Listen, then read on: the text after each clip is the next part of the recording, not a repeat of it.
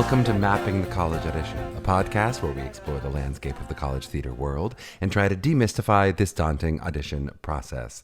As ever, I am your host, Charlie Murphy, director of MTCA. That's Musical Theater College Auditions.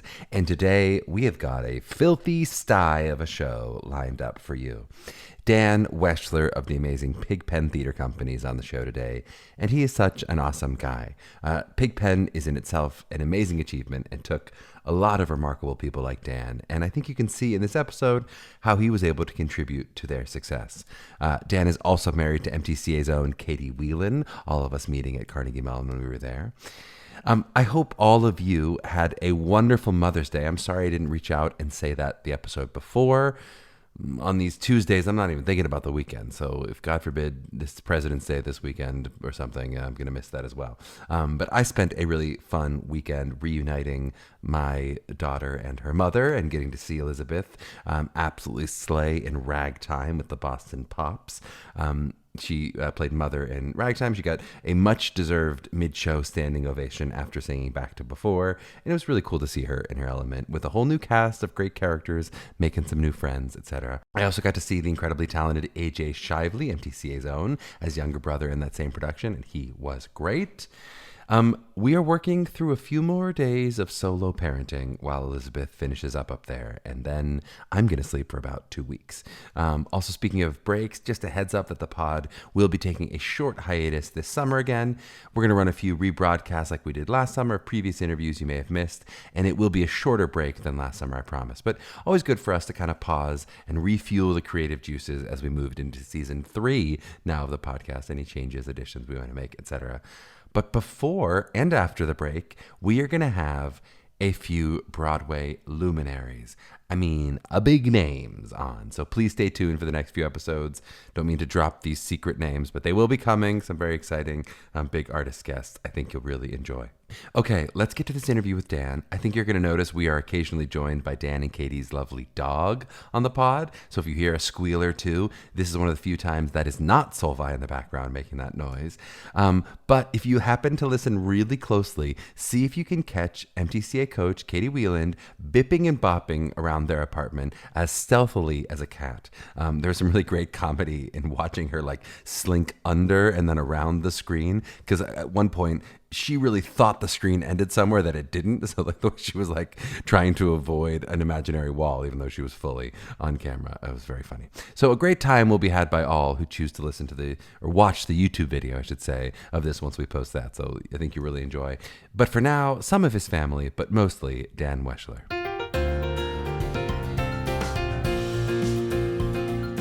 Well, we are so excited to be joined by Dan Weschler. Dan has a BFA from Carnegie Mellon and is a founding member and head writer of the amazing PigPen Theater Company. For those who've not heard of PigPen, they're an amazing theater company. They've done shows like The Old Man and the Old Moon. They're currently developing Water for Elephants for an anticipated Broadway run. And they also function as a band. They have released albums like Whole Sun and Bremen, which you can download wherever Dan will make the most money. We'll get into there. They've also done movies. They just were in Ricky and the Flash not too long ago, a Meryl Streep movie, which maybe we'll chat about the comedy of that. And lots of other exciting stuff. So please look up PigPen if you haven't done that yet. Dan, welcome on the show. How are you doing? I'm great. Thanks so much for having me. I'm excited to talk to you. The honor is mine. And I think, especially as soon as we started doing these little deep dives on specific topics, you were immediately at the top of my list of someone I really wanted to talk about creating your own work. I mean, I think you really have brought an artistry to your approach that I think many people talk about, and they say this is what they want, but not everybody actually goes and makes it happen. So we'll dive into that today. But I'd love it if you take me back to when you started thinking about all this, around 16, 17, maybe especially when you started thinking about college. What were you thinking about in terms of your career and what you might have wanted, or what you wanted specifically from a collegiate education if you didn't know for sure what the career was going to go? But how did you end up at Carnegie Mellon? What led you to wanting that as a school? By the time I was 16, I was already pretty certain that I wanted to pursue a career in theater. I could go into how that came to be, but that would take us back to age 5. I said 16, 17 and nothing before, yeah. Daniel, nothing. So before. We'll start right there. And was not a big fan of my public high school in Palmyra, Pennsylvania, and they didn't have a lot to offer in the realm of arts. Although apparently since then they've gotten way better, according to my parents who see all of the shows there. They're still critics. They're So still going to let you know. yeah, certainly. So I started going to an arts magnet school called the Capital Area School for the Arts, which was then in like the basement of a church in Harrisburg. But it was this really cool environment of just cross-disciplinary. There was the theater department and the film department and the dance department, but every year they would put on this big collaborative show that just kind of combined all of these different disciplines into this weird collage of stuff. And when you say different disciplines, just in case people don't know what that means, like, are you talking about music? Is it some of the stuff we'll talk about with PigPen, with puppetry and dance? How many disciplines are we talking? Yeah, so I think the departments were dance, theater, music, visual arts, and film. Mm-hmm.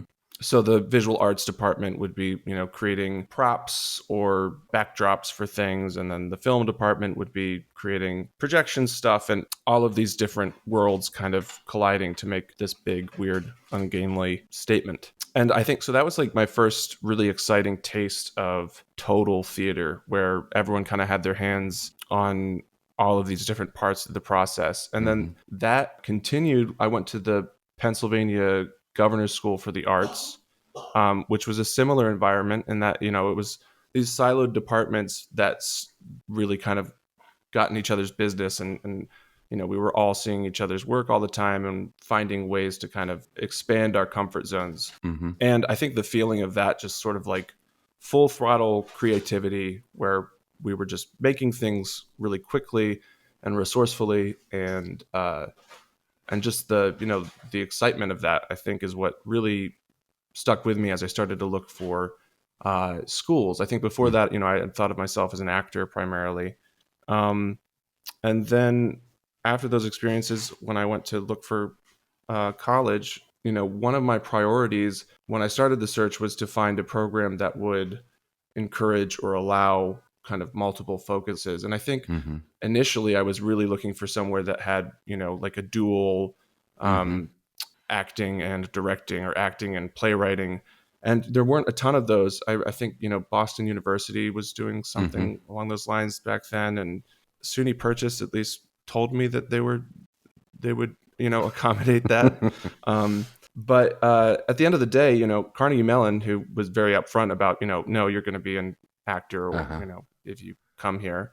My visit there and my observation of the school and kind of the environment just sort of gave me the feeling that I was going to get what I needed there, even though on paper it wasn't that exactly. It's so interesting, and because that is such a, our students just passed the decision day, so we're just sort of announcing all of where people got in, and this episode will really air a little bit later. But so often we talk about the checklist, and you write down your pros and cons, and what you've described to me so far, I would go, well, that's not a student who's going to end up at a very conservatory style school like Carnegie Mellon, especially a very focused on only acting, as opposed to, there are schools that speak more about interdisciplinary and also just more liberal arts in general, which might give you more flexibility. But not at all surprising that you go, but the fit just feels right. I could have described this person, and then this is the person I fell in love with. And that is what it is. Yeah, it's really true. I think it's, and it turned out to be completely correct, because I'm not even sure if I knew at the time about the Student Theater Festival that they have there, the Playground Festival, which is, pretty much exactly what I was describing before, where, everyone just kind of makes stuff. I wondered if that's what had led you to Carnegie Mellon. I was like, it's because you guys, we'll talk about it. I'm gonna give you more compliments later. Don't you worry. But PigPen really is like the golden child of Playground and of any of these kind of programs. It's like, this is what they're looking for, is for 7 people to get together, make incredibly artistic stuff. And then of course it turns into something commercially successful. It's so cool. But before we leave the search for college, was there at 17 or at 18, as you're looking, was there any musical interest for you? Because you ended up as an acting major at Carnegie Mellon, right? But you now sing and play instruments and are in a band and compose Broadway musicals. So was there anything part of you that was musically inclined back then? Yes. I was in a band called Fairway in high school. which was kind of like I don't know, a pop punk, heavy on the pop side. Light on the punk. There was a little punk sometimes. It was me, and then everyone else in the band was from the music department of the school that I went to. Uh-huh. So, I was kind of, I guess they couldn't find a single person who played keyboards in the music department, which gives you a sense of how small that school was. Yep. That was like my first time being in a band and, touring around playing, I don't know, ice rinks or wherever it was we were going. But, everyone else in the band, I was fine, but everyone else was really very good at their instruments. And so it was, kind of this aspirational thing for me. And so just the feeling that I got from that kind of performance versus, being in a play, being in a musical, I think was just even more concentrated and addictive than, the usual kind of experience. And I found I was able to kind of lose myself in a way that I have a much harder time doing when I'm, acting, when I'm doing a role. No. I want to dive deep into PigPen, but before, even though we've had enough Carnegie Mellon grads, too many Carnegie Mellon grads on the thing, but before we get to the PigPen side of it, just tell me a little bit about your kind of non-PigPen Carnegie Mellon experience. Give me a couple words of what was the acting training experience like for you absent PigPen. It was intense. The first year especially was really, it could sometimes feel like throwing yourself against a brick wall, just trying to figure out, really how to just kind of get into this headspace that felt, just out of reach. You were being given all of these different tools. And I think at the time I thought that, I had to like excel at all of them. I had to, all of these different kinds of ways into a role needed to be, in my tool belt as, things that I could just pull out and use. And it wasn't until a little bit later that I realized, oh no, this was really like kind of like a tasting, of all of the different ways that you can find your way in. And what I discovered is that there are certain ways of working that I just gravitate towards, and a lot of that is surprising for me, movement based. I don't consider myself much of a mover, but that's certainly the fastest way to get me to stop thinking is to, make outside in allows you to calm the brain. Yeah. Outside in is definitely, yeah. And viewpoints, which, for those that aren't familiar, is this kind of dance theatrical language of different just focuses that you kind of let your mind settle on while you're doing these kinds of movement improvisations. I found to be really inspiring and kind of, when you're working creatively, I feel like you're always looking for, you always have your epiphanies in the shower, it's never while you're like actually sitting down to write, it's while you're doing the dishes or water is involved somehow for sure. It's got to be water. Yeah. You can be in the garden, whatever. But, and I think viewpoints ended up feeling like that, a way to get into that frame of mind, but with a focus. I think I was kind of socially awkward at the beginning of college, which makes it sound like I'm not still socially awkward, but I absolutely am. So I think, the kind of intense nature of, working with a scene partner, extracurricularly was kind of a lot for me back then. Just that kind of one-on-one, let's crack this together, and kind of create a relationship was tough, but rewarding.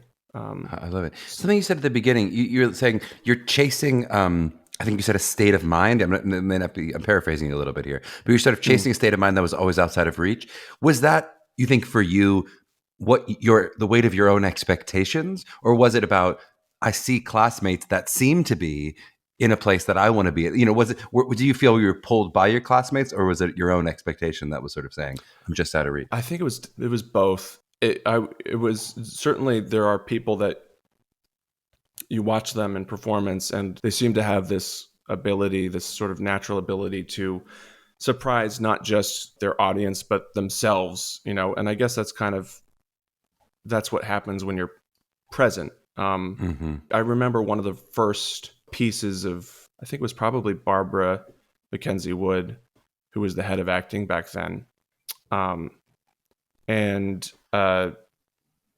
she just talked a lot about, you know, being present and finding your way to presence. And presence became this kind of like word that haunted me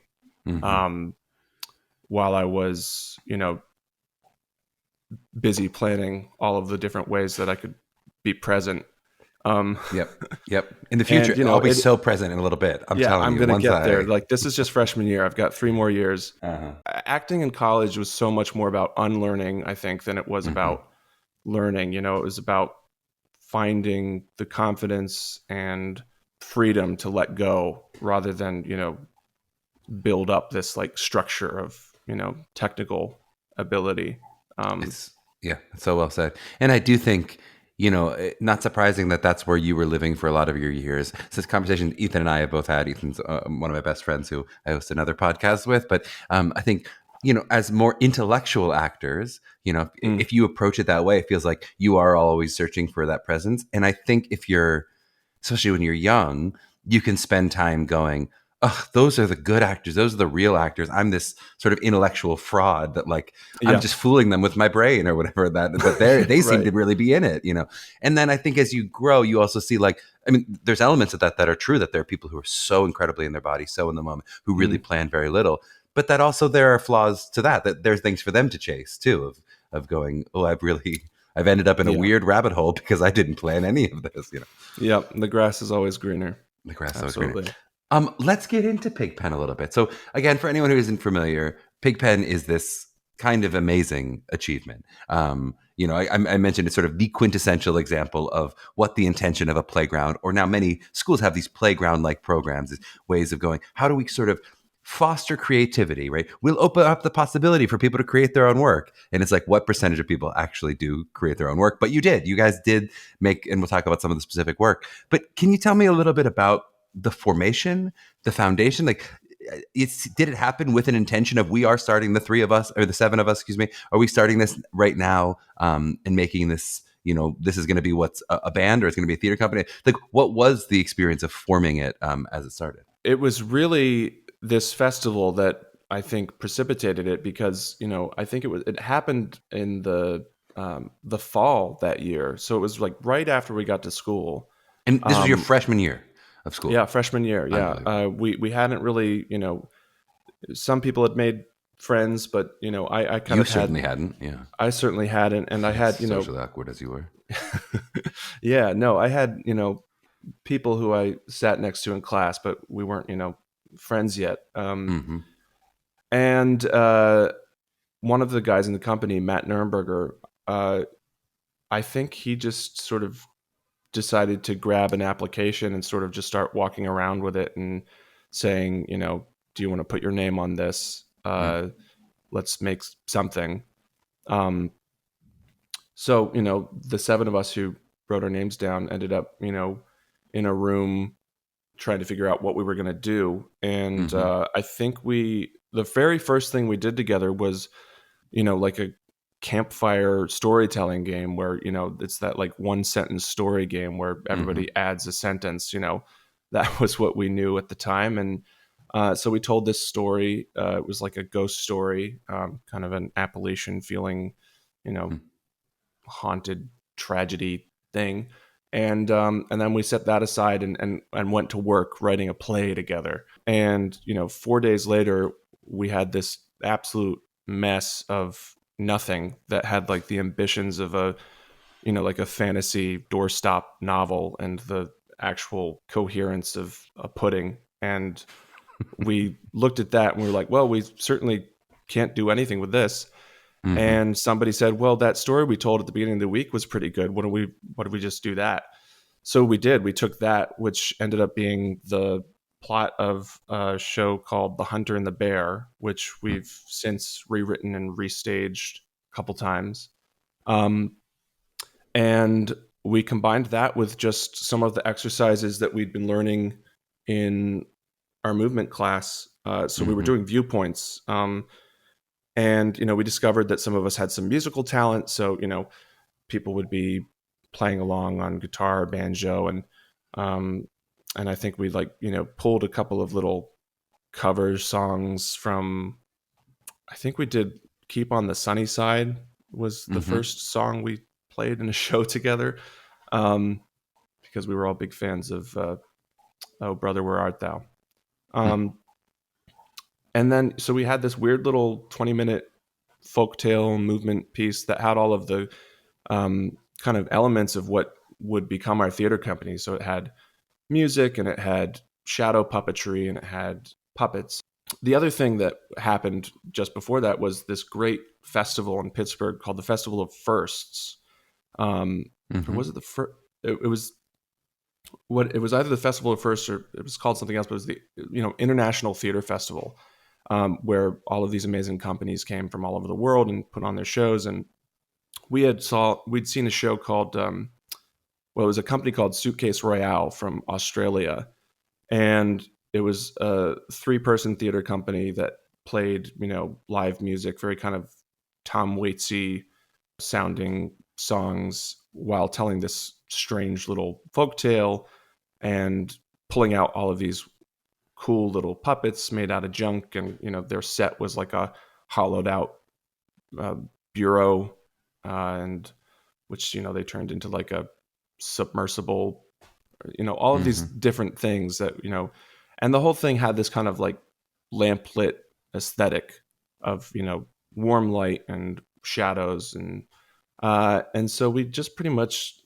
tried to make something like that. And that show, which happened in one of the rehearsal studios, we got, it was freshman year, so we weren't getting a ton of positive feedback yet. And that's kind of part of the game plan is, you don't want students thinking they've got nothing to learn. So you can't give them too a lot of B's and C's in freshman acting. Exactly. Yeah. So we did this show, and the response from, our faculty who saw it and from, fellow students was, this was awesome. And this is what theater should be. And we were like, oh, cool. Whoops. Let's do this forever, I guess. And you did, from that moment, were you like, we are now doing this? Like, I know then each playground, it was like the anticipated thing was like, and I guess I overlapped for 2 playgrounds with you, but it was like, this is the thing. Oh my God. Like, but it really grew into being this, what's PigPen going to do for playground? But was it then also expanding into the professional world already in school? For the first couple of years, it was really, what we did with our free time, which gives you a sense of what nerds we were. But we'd get out of class and we'd hang out at someone's apartment and make little puppets and write songs and stuff like that. And I think it was it might have been after our freshman year. I think one summer a few of us went to a little theater in Chicago where Matt had previously performed, and and workshopped a little show, which is kind of like an apocryphal PigPen show because it only had 3 of us, and it was, it had some of the same elements, but it was, not quite the same.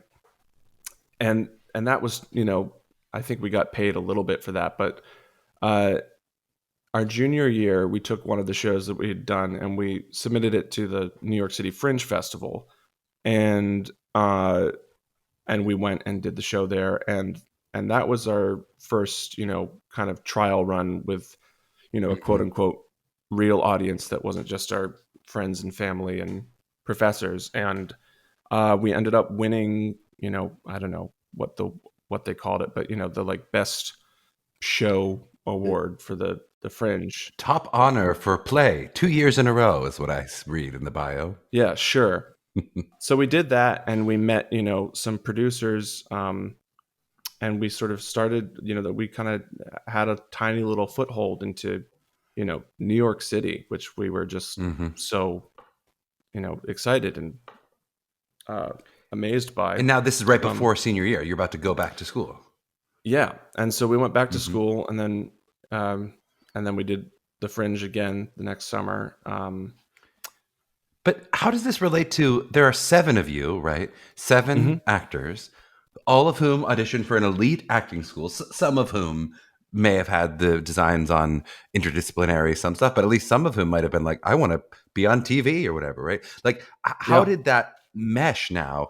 I'm having gone through that very, like, very stressful, very ego laden, process of, it's like you're announcing yourself to the world with one of these showcases. If for those of you who haven't done one of them yet, how is that happening in the context of also announcing PigPen to the world? And I mean, now it Mhm. seems, looking backward, you're like, well, of course, stick with this incredible company. But it feels like back then, some people must have said, all right, well, that was fun in college, but I want to go be a TV star. I want to go, do my professional acting career, which is not going to have to do with PigPen. Was there any of that sort of stress or frustration or uncertainty? There was a little bit, but I think by and large, one of the things we did when we went to New York for Showcase was we set up a, a weekend run of one of our shows at Barrow Street Theater, Mm-hmm. because we had met the guy who owned and ran that theater, um, and I think we were all talking at that time, along the lines of, Showcase is great. Let's all, do that. But we already, we've got like a head start Mm-hmm. with this thing, that's already um, happened and, had a little bit of press. And so, I think we were all thinking of it as just like the smart play was to take this company and keep, working on it. And we actually had our first job offer collectively for acting or whatever else was, a run of one of our shows in Boston, Mm-hmm. with Company One. And so,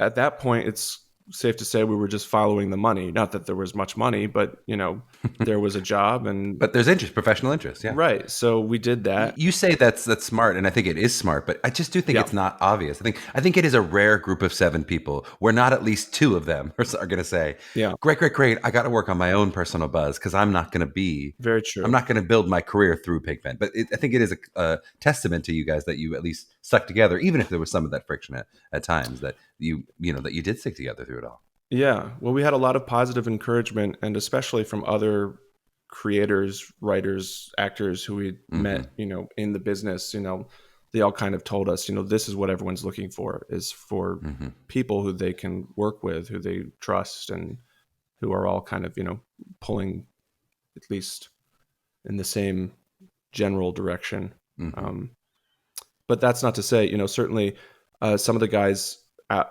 ended up going to LA for a couple of years, or at least a Uh-huh. year. Everyone was certainly, pursuing their own things, Yep.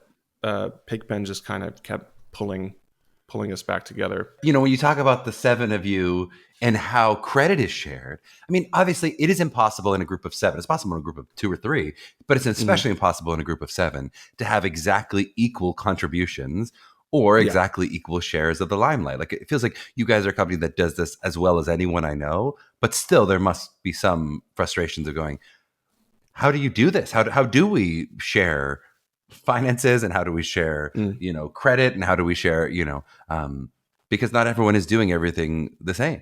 How did that yeah. work? How did you have those conversations? Um, I think early on, I was probably the biggest proponent of, let's just, as an experiment, and this is going to sound culty, let's just, subsume our identities into the company for a minute here. Hmm. Let's all like share the profits equally and share the credit equally, and not really like give too clear a portrait of, who does exactly what inside. Because if we can get, the company to stand out, then, all ships will rise. Hmm. And uh, and there's a lot of that that's true. There's a lot of, you know uh, a lot of what we did together, was very sort of collagey, in that, everyone would write a little bit, of something. And then, we'd do all of these improvisations together, and someone would throw a song out there. And then, eventually we fell into a rhythm where I would collect all of that stuff and, kind of tie it together into something that, felt more or less cohesive and unified. I never felt like my job was, I guess I felt like anyone could do that. And sometimes did, there were a couple of shows that I wasn't around for where, somebody else would step up and take that role. It got more challenging as we went on together, especially when it came to, how we support ourselves financially. Right. Once there's real money involved, I mean, a Broadway contract, if that's coming, these movie contracts, there's money there now. And how do you, and money and credit and claim and things that people, things that tickle our egos and our bank accounts. As far as the credit and acclaim goes, it really does feel like nobody is especially, or at least obviously, ego driven in that regard. Everyone seems to feel pretty good about letting the company take the accolades and letting the work speak for itself. But the money is harder. The money is, for a while we were just purely dividing everything that came in 7 ways, because to keep track of exactly what work everyone had done at any given moment, to keep that balance sheet was just so complicated and difficult that we kind of just said, at the end of the day, everyone's done, the same amount of work.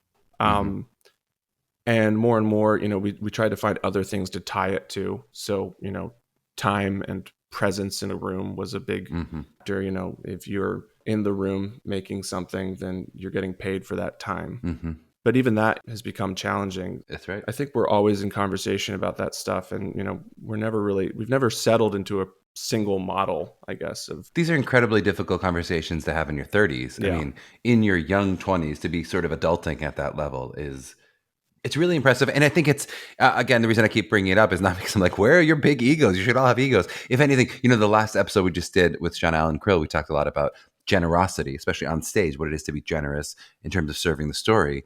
And there's something that is, again, it's laudable about the generosity of what you just said, of what can we lift up PigPen as opposed to lifting up ourselves? Because as soon as one person does the other thing, everyone's going to be like, whoa, wait. But what about my credit? I did do this and I did that. And then, the band breaks up and all those things that happen. But that there's something, this clearly you guys were experts at generosity, even while you're still figuring out what's actually fair and all those things, which sounds like it's still happening. But it's just something worth lauding, I think. Wow.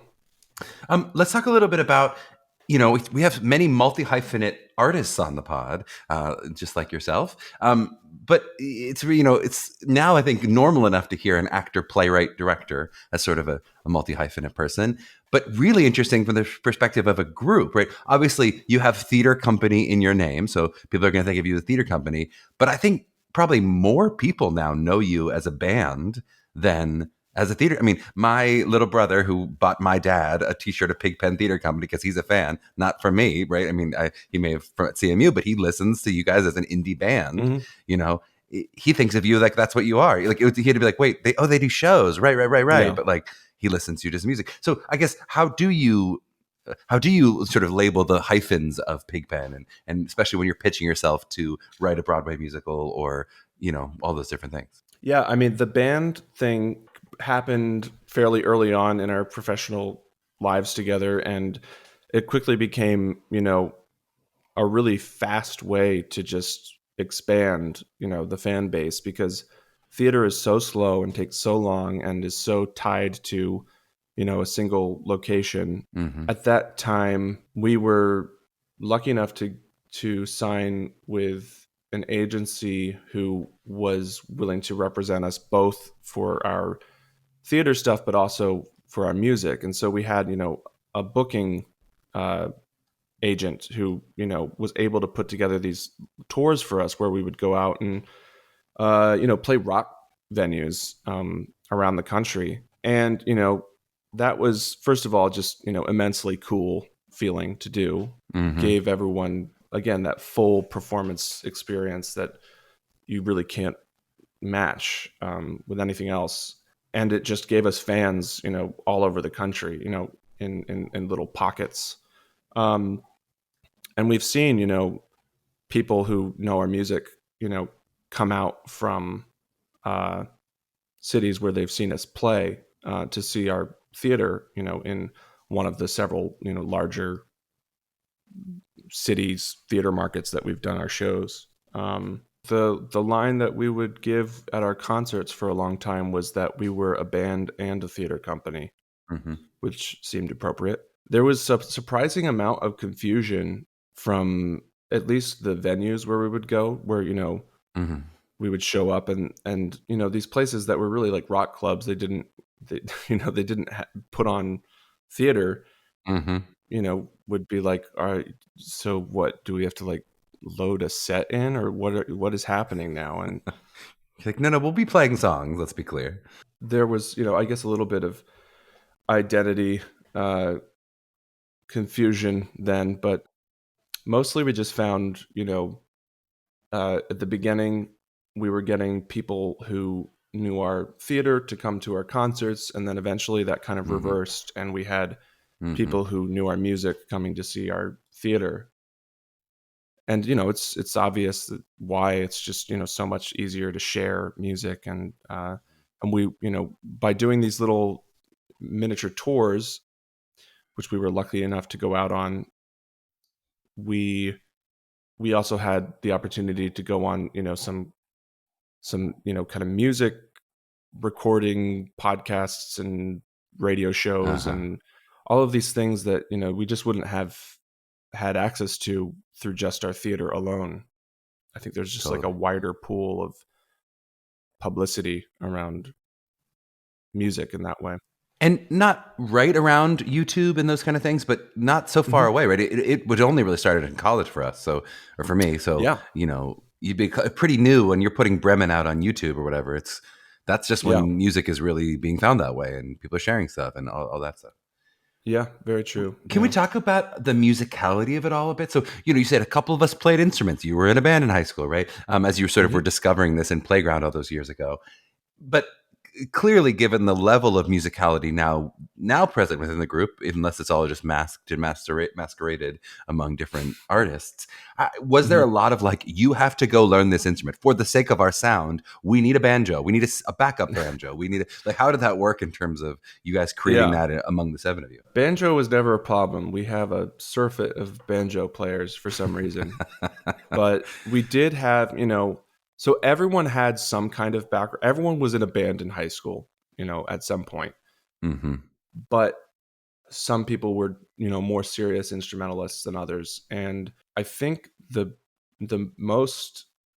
best example of someone who just really Matt, I'm going to call Matt and Curtis out as the two people who really just went away and learned their instrument from scratch.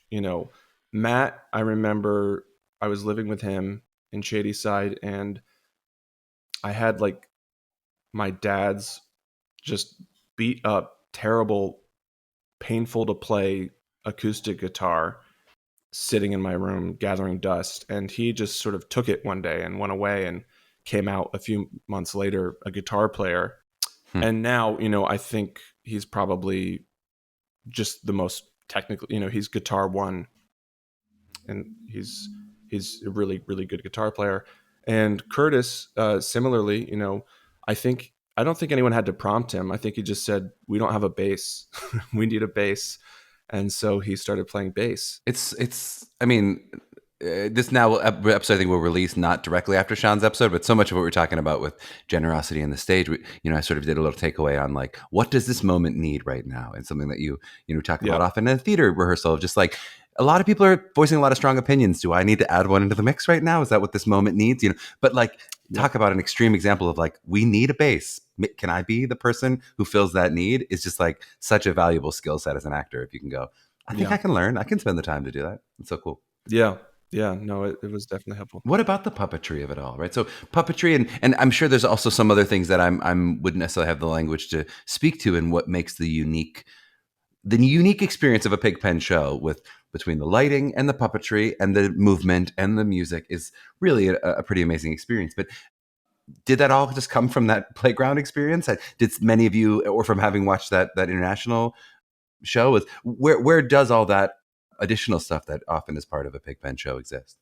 Yeah, I think again there were a few members of the company who had a just natural aptitude for puppetry and for movement and hyper specific controlled movement. And that means visual art too, right? Because you're creating the At the puppets. beginning, yeah, and I mean Mhm. that still continues to be true in pockets, but I would be remiss in not calling out Lydia Fine, who's really acted as kind of like a scenographer for us, in that she kind of built our aesthetic.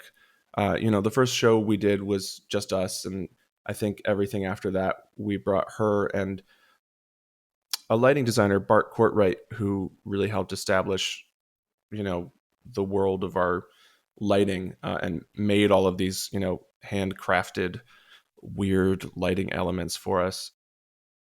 So the two of them have definitely done a lot to up our game in that department. But Ryan Melia is a really good you know visual artist. He draws and he paints, and he's good at kind of character design. So he was making a lot of the little shadow puppets in the beginning. And yeah, everyone had it was all kind of amateurish in that we had to Google how to make paper mache or something. When we But definitely some of us have taken more of an interest and more spent more time with it than others. Well, and it's a kind of deceiving thing about your aesthetic. I remember this from school of like, it feels handmade. It's a cool, the aesthetic still though remains very quotidian, everyday, walking around the streets of Brooklyn. And then all of a Yeah. sudden it's like, oh my God, but the sound it really blows you away. Well, that's really, I think the real skill that we collectively have as a group is leaning into our strengths and adapting to our strengths. Even when it comes to things like singing together. Not We had varying levels of vocal talent.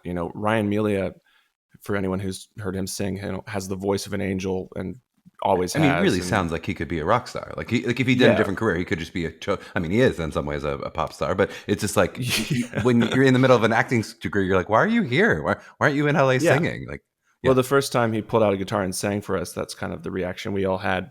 Hmm. But the rest of us have ears and are relatively, we have decent On ability to pitch. hear when we're Hmm. on or off pitch. But Hmm. it was still a lot of like coming up with the harmonies together, was discovering where everyone's voice sits and what's comfortable for people to sing, and stuff that happens when you're working on a musical, but is not quite as flexible and not quite as bespoke to Hmm. a group of people singing Hmm. together. Yeah, so that really has gone a long way. It's just kind of That's yeah. so well said, leaning into your own strengths. Okay, let's take a quick break. And on the back end, we're going to dive a little bit deeper into the generative creative process with you. And we're Hmm. also going to play a very silly game. Okay, we're back with Dan Weschler. And I do want to dive a bit deeper into kind of this idea of creating your own work, especially in this group setting. We have an upcoming podcast with a more traditional kind of playwright, white blank page, a play with dramatic structure. But so I'm going to be interested in hearing about that process as it relates to you too. But especially in this, as you mentioned, group generative, people are throwing out ideas and you're putting together a create your own work thing. I'd love to get into this. But before we dive into the exact process for you, I'd love to kind of hear just in general for our listeners, many of whom are training to be actors and haven't gone to writing school, or they're training in theater if they've gone to a more general degree. What sort of gave the collective you, the audacity and the confidence to say, I am a creator, I am a writer, right? I mean, obviously you are an awesome writer, all of you, but I think you especially. But did you ever struggle with some of that imposter syndrome of like, I trained to be an actor? Like, what gives me the right to be this person who's writing these plays? Oh, certainly. I mean, I still do. You know, I'm friends with lots of writers who are like writers. Mm-hmm. And, so the sense that, I really, in a lot of ways, I consider myself more of a, I don't know, I've said like collage artist Mm-hmm. before. The thing that I really like doing is taking like different ideas that kind of come from outside of me and trying to thread them together in a way that Mm-hmm. makes them feel like, they emerged organically from each other. And so there's a bit of improvisation to it. But, I think we all have struggled with, imposter syndrome born of, the like jack of all trades, master of none kind of, which we've taken as a virtue in a lot of respects. I think, the sum of the parts being greater than the parts themselves has always been, just what theater is to us. Mm-hmm. But then when you're contracted to do, hey, we're going to write the music of a Broadway musical. Now Yeah. you're not a jack of all trades. Now you're a composer, basically, right? You're Yeah. Lin-Manuel at this point, like who Yeah, himself, I right. guess, is a jack of all trades. But you're being Yeah. contracted to do this specific thing. Yeah. Yeah. I think you do have to kind of convince yourself that, that there's some degree of, broad principle that applies to everything you do, that you bring to everything you do, that doesn't rely purely on, like technical depth, I guess, Mm-hmm. because, every room I've been in working on this musical, there have been at least 4 other people who have a depth of knowledge about music that just, eclipses my own. And so, I think I'm just starting to get to the point where I feel comfortable talking about music with these kinds of people and, using my own language and not trying to, I don't know. Yeah, just kind of dropping that sense. Right. Not self-flagellating. Like, well, I don't really know anything. Like, I've done that Yeah, before in my life where I'm like, I'm not really a musical theater person. I'm like, well, I have run a musical theater company for 20 years. So I guess I kind yeah, of, but like, right. it's easy to be like, I'm an actor. Like, let's ask that to the music people or whatever. Exactly, yeah. Yeah. But, that's not helpful to the people who are trying to, facilitate your work. So you kind of just have to You put the don't. hat on and wear it. Put the hat on and wear it. All right, so let's talk about the process a little bit then. So for you, for PigPen and for you as a contributor, how do you begin? I know you may all have different processes, among the 7 of you, but if you were going to start a new show, which I know you've now so many different projects in the hopper that may seem intimidating, but if you're going to write The Old Man and the Moon Part 2 or whatever, you're going to write a new PigPen show. How does that happen? How does it get off the ground? Yeah. Well, it usually starts with somebody having, a strong kind of seed idea. For The Old Man and the Old Moon, it was, I think, a story that Ryan told some summer camp theater students in high school or thereabouts about Mm-hmm. a giant whose job it was to fill the moon. It was this little fairy tale that he made up, and we all thought it was evocative, so we decided to bat it around for a while. And then it really is all of these different kind of disconnected bits of stuff that come together. So, there's a lot of songwriters in the group. I mean, everyone writes songs, but there's some people who write songs consistently. And so, we've got like a Google Drive just filled with all of this music that, is kind of waiting to be plucked out. And is it you And then who's doing more? Like, how does the listening? So if everyone's throwing yeah, it in, how do we then listen back and go, "Ooh, yeah, that's cool. That might go before this, and that inspires me to do this." Like, how do just with 7 too? I imagine with 2, it's not that yeah. hard to go back and forth, but with 7 and maybe 4 people are writing things. Hmm. Who's then doing the listening? Who's the audience if people are everyone's contributing? Yeah. I think we're largely relying on people to be proactive. There are, in some ways, like Matt Nurnberger, who does a lot of things for the company, but one of the big things he does is he almost acts like a music supervisor in Uh that, huh. like, as we're writing, if you were to treat this like a TV show or a the way that music works in at least our like traditional shows, the way that we make them is less in the style of musical theater and more in the style of like a needle drop, where something will be happening on stage and then we have a song that accompanies a sequence that, is maybe like obliquely related to what's happening in the story, but not, not directly. And do you so distinguish and call them plays with music, by the way? That's something I always wonder. Like, do you call it a musical when what you're doing, or do you say this is a play that has music? Or does that matter to you as a distinction? It doesn't matter hugely to me. I think maybe it did at some point. We've published The Old Man and the Old Moon, and we're working on publishing a couple of other shows right now.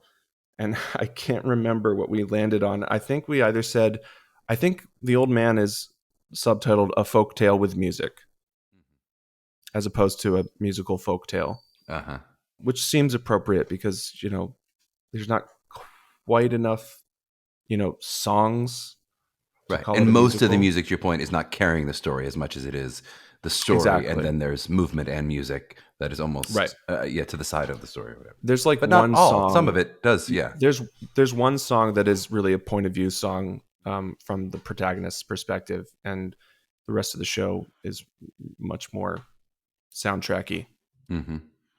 But Matt listens to just tons and tons of recordings of stuff that we've done and is kind of like always like reorganizing them into different folders. And so he, I think, has probably the most encyclopedic knowledge of, all of this stuff. This could go there. Exists. What's the thing you wrote but maybe can that get here? And because it feels like there's so much generation with your 7 of you, but then how does that get put into? Yeah. In some ways that is the hardest part is, we make all this stuff and then it kind of sits around because for whatever reason, we haven't figured out an efficient, fast way to just like get new songs out into the world.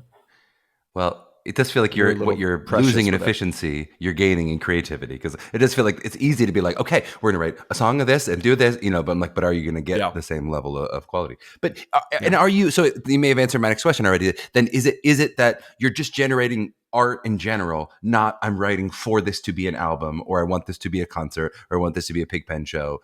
Is that generally true? I mean, I imagine for Water for Elephants, you were not going to randomly write Water for Elephants. So that had to be, I'm contracted, I'm working on this specific piece. Yeah, that was a little bit more, we sat down with the book writer, Rick Ellis, and, for, several years we were in workshops with him, doing song spotting, coming up with things, adapting to things as the book changed. And so this has been a very different process than our usual. But it goes both ways, it is that, kind of scrapbooky, collagey thing where we're just taking stuff and seeing if it works together. And it's also, we really need a song right here that, evokes this feeling or, tells this part of the story. So, we have to write it. But yeah, so it could be either. Makes sense. And then what about your personal creative process? So a little birdie, which is your wife, MTCA coach, Catherine Wheeland, has told me that you are personally kind of writing a children's book. It's going to be a PigPen children's book, but that's something that you're taking on. How does that work now in terms of your creative process? If you've made all this different kind of theater writing kind of art, how do you then turn that into, I'm going to literally, it feels like anyone who's had a baby has thought to themselves, I could write a kid's book. If you ever read these things, you're like, there's 35 words, I could write this. But like, how do you then think to yourself, I'm going to put this together into what might be a PigPen children's book? Well, when we say children's book, I think what we've really been circling is what they call in the publishing business a middle grade novel, which is like a graphic novel. It's just a book that's for like middle schoolers, basically. So any of the like Rick Riordan books or it's a huge Encyclopedia Brown for my Encyclopedia Brown, or A Wrinkle in Time, all of these books that are like for kids who are on. This is not a board book that my daughter is going to be reading in the next couple of years. No, although that's on the list. Advanced for sure. Though she may be. Yeah, I think Alex might be the one he as a new father, he has the most insight into that. So he'll probably come up with something eventually. I will say the secret trick. This is for Alex. I'm just going to give him a hint. My daughter loves books that are songs. So like we have Forever Young, we have What a Wonderful World. She's obsessed right now with Sweet Child of Mine, which is that's not Elizabeth May or me. That's neither of our skill set is being like singing Sweet Child, but she loves it. She just wants us to sing, and she can't believe the book makes us sing. It's so exciting to her. These are just books that are like illustrated, like song, like you're like the Mickey Mouse ball, like singing along as you flip the pages from image to image. Full money grab. It's just like someone already wrote a song and they're like, let's just illustrate it and make some more money off of it. Absolutely. It's smart. So you guys can do that too. Just take Bremen or whatever. Pick a song that you love and just put it on the thing. Noted. Speaking of songs, shall we get to our game? And we have a couple more questions after, but I got to get to this game because I've spent hours preparing this game. Technically, I can't wait. And we'll see how the technical parts of it go. We're having a little bit of internet lag, so we're hoping that I'm going to succeed after all this. But this is a hurdle-based game. This is a name that tune style game.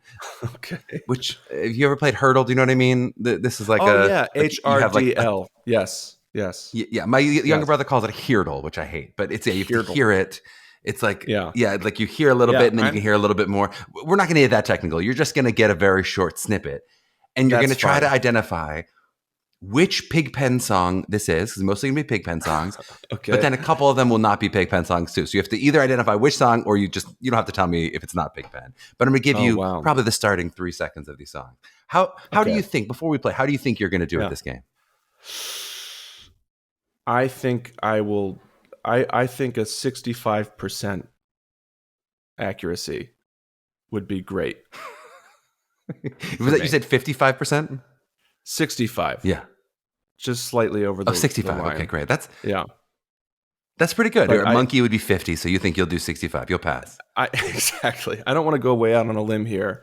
I feel like I do know our music, but I've never just listened to the first few seconds. So, well, for any PigPen fans playing along, do your best. We're going to try to see if we can identify. The real challenge is going to be knowing what they're called, because all of these songs have had like multiple titles over time. So hopefully we will only accept the title on the albums that I purchased. These are some of the few albums in my life I've actually purchased to support you. So we're going to have what the actual album title is. All right, here we go. We're going to start it off. It's an easy one. We're just getting a sense of how the game goes here. Yeah. Yeah. Okay. That's Bremen. All right. That's Bremen. Is that too much time? Is that too easy? Well, that one had, you could play the first 2 notes and I would know that one.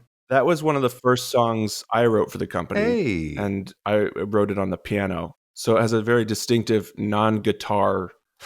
You can tell it's not written for a guitar. Yeah. All right, let's try.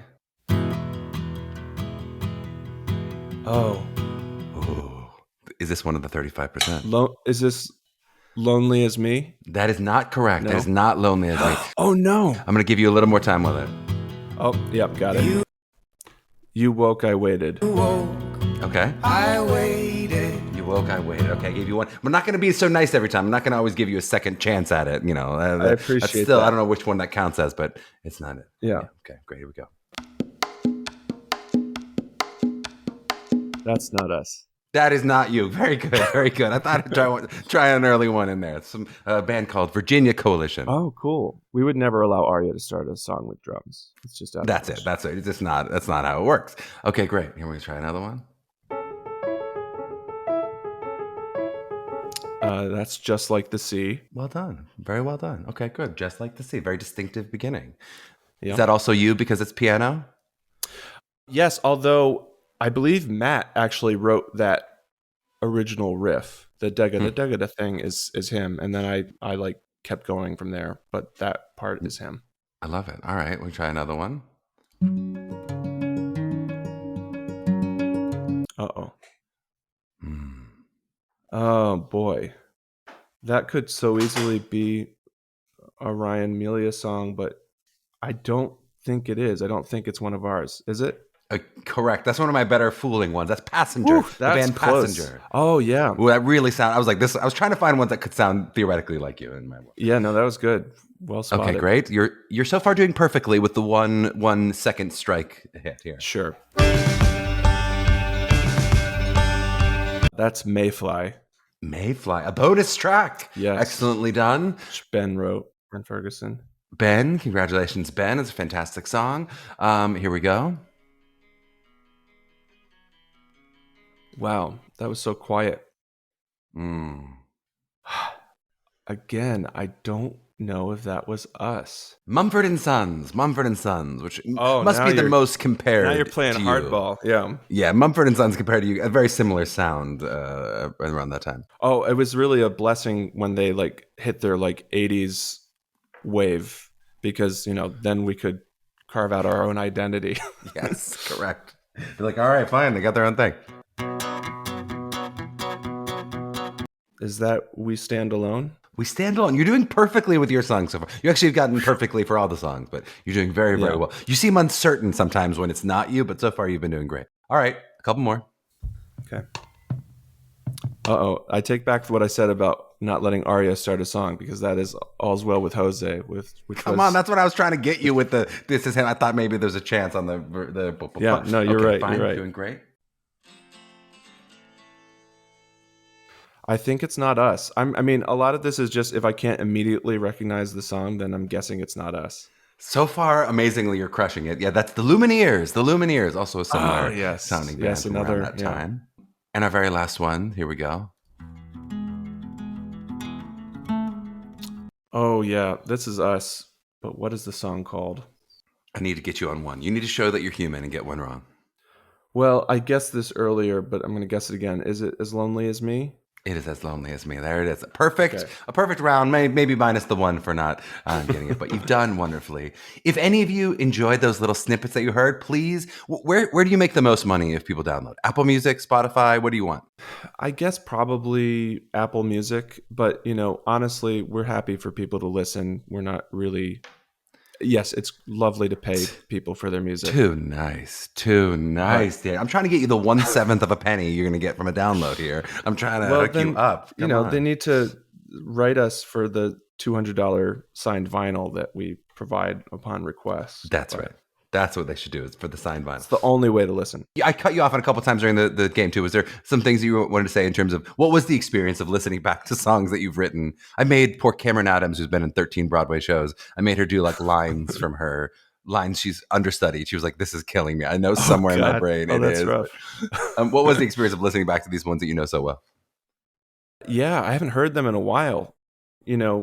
The past few years we haven't done much live music together, and a lot of what we have done is new music. So,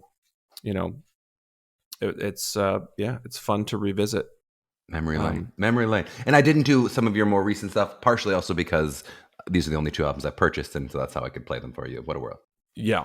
Let's talk a little bit about the industry itself. So you certainly have now, like so many people, have navigated this pandemic and have been in some rooms with people. In this case, kind of interestingly, I think it seems like the same room in 2018, 2019, 2020, and then again in 2022. Do you notice a difference in rooms in general in the sort of industry post-COVID and pre-COVID? Yeah. I mean, I think there's a lot less certainty about what's next. I think that the first 10 years we were out of school, we were sort of part of an apparatus that was humming along, not necessarily functionally, but, predictably. And so much has happened in the last 5 years that has just changed the way that people think about, well, everything. I mean, even before, we got to the last couple of months of, AI generative stuff, it's been crazy and chaotic, and Broadway has we went from soon after leaving school, we went from like the biggest musical hit on Broadway possibly ever with Hamilton to this crazy cycle of hits and misses and shutdowns and pop-ups. And so I think no one really knows what's coming next. And, there's still a real, people are throwing themselves at their work. I think people are maybe a little bit more used to, I don't want to say disappointment, but a little bit more used to things kind of falling apart and having to pick them back up again than they were previously. Mm-hmm. So yeah, the rooms have changed, but the mood for us right now in our rehearsal room is really, positive, and everyone's just very excited to be working on a new musical, Mm-hmm. which most of the people in our room haven't done for a while. Yeah, I've heard that a lot actually. That the overwhelming sense of sort of gratitude to be back when you sort of feel what is lost, even with some of the changes. 100%, yeah. I'd love to talk a little bit about. I know you had a great relationship with your parents, who I got to meet at your wedding, which was wonderful last year. Yes. But what advice would you have for sort of parents? What do you feel like they did right in supporting you? And then any advice to other parent listeners out there in terms of what you would suggest people do to support their kids in the arts? Yes.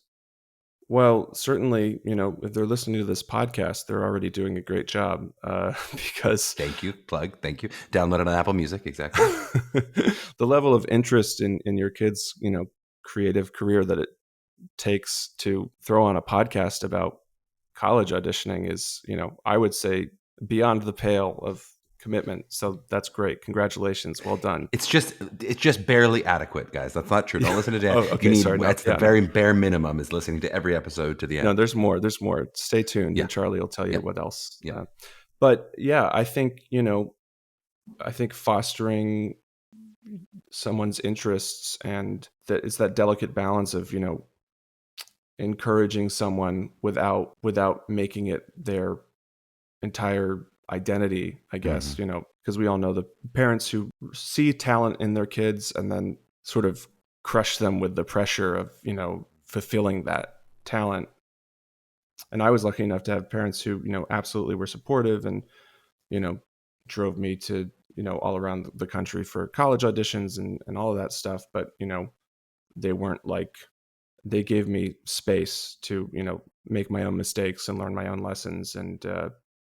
And yeah, I think maybe the only other thing I would say is that, there's not, especially now, there's just not going to be a single path, a single kind of stable path or, game plan for an artist to take to, reach, the promised land of success and stability and all of the things that, of course, you want for your kid.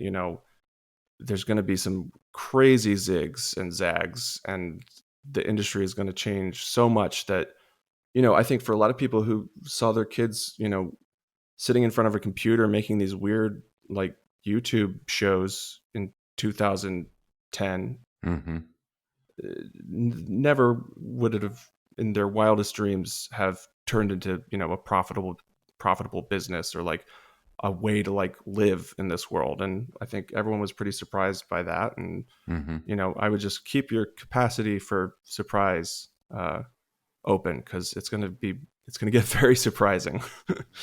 So true. And that's pretty great advice to the young artists out there too, in terms of the, staying open to their own capacity for surprise. Yeah. So we're going to plug Water for Elephants. How would someone follow this if they wanted to check out more on, I want to hear the music, or I want to go see you guys, and you're starting an out of town run right now? So Water for Elephants is about to have its first production at the Alliance Theater in Atlanta. So you can go on, their website, Alliance.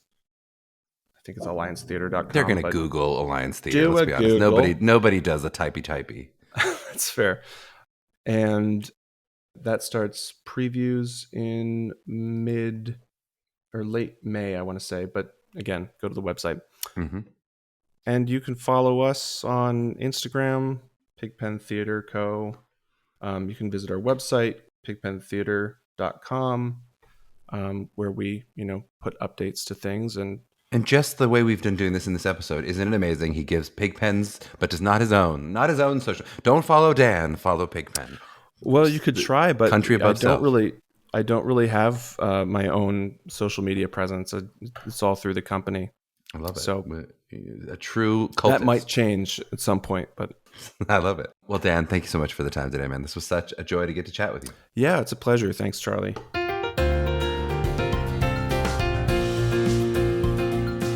Ooh, yeah. I hope you enjoyed listening to Dan. He is a really interesting mix of being one of the smartest people in every room he's in, but also incredibly humble and self-effacing, almost to a fault. Very hard to get that man to brag about himself. Which leads me to my takeaway from today. It's about something we touched on briefly in that imposter syndrome, or feeling like you don't belong in some rooms.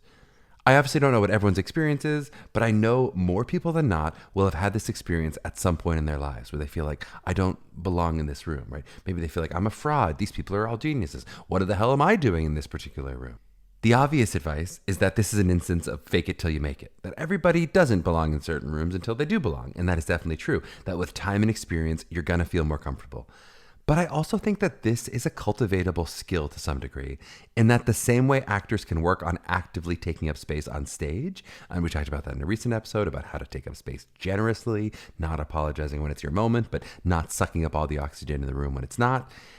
I do think as a human being, you can help yourself with some positive self-talk surrounding trust. Even when it's not easy to trust that you are not a fraud, which I've certainly felt that way, you can trust the smart people around you who put you in that position. You didn't get selected for this part out of a ping pong ball lottery. Somebody very smart saw something in you and put you in that position. And somehow to me, if you make it about that, it's easier to swallow. And for me, an easier objective to achieve in validating someone else's trust in me and trying to show up well for their sake than if I tell myself, okay, really try to impress everyone in this moment, right? To force a sports analogy, it's like when a coach makes you a captain on a team. If you can think of yourself as an extension of that trusted coach's voice, and then therefore confidently use your own voice because you trust and respect this person who chose you, you can focus a bit less on, hey, why me and not this other person who's also good? Or, what do I need to say to them to prove that I belong in this position? Which I think those are less helpful thoughts than, what actually needs to be heard in terms of your voice in the room. The comedic version of this that I often use on Elizabeth, if she's poking fun of me, if I'm doing something weird or gross or worthy of mockery in some way, I'll often turn to her and say, hey, you're the crazy person who's choosing to marry me. Whereas I, of course, am quite sane in my wonderfully choice selection. I've also done the same thing in rehearsal rooms too, and I invite you to do this, though maybe not quite so audibly. But I remember a director friend who cast me in a few things once was kind of questioning a choice I made in rehearsal, which I made like a, one of those throwing paint against the wall, pretty free kind of choice, after which I knew it would not make its way into the production, but we were free, we were trying things, whatever. And he was like, Charlie, what was that? And I turned to him and I said, hey, you cast me, right? Implying that any craziness that came out of me was at least partially on him. And while, of course, it's not 100% the case that the director is responsible for everything any actor does, having that trust of, hey, this person wants all of my choices, good and bad, and the ones that we don't know about yet, right? It's a really freeing place to be as an artist. That's true as an actor, as a writer, wherever kind of art you're trying to make. If you can think, I really respect this person who put me in this room, and I trust that they knew what they were getting in selecting me, and so they're going to get my full best self as a result. And then we'll go from there with what works, what doesn't work, but it won't be all on me and the responsibility to prove why I belong. If I go, I'm just going to trust that this person put me in this room for a reason.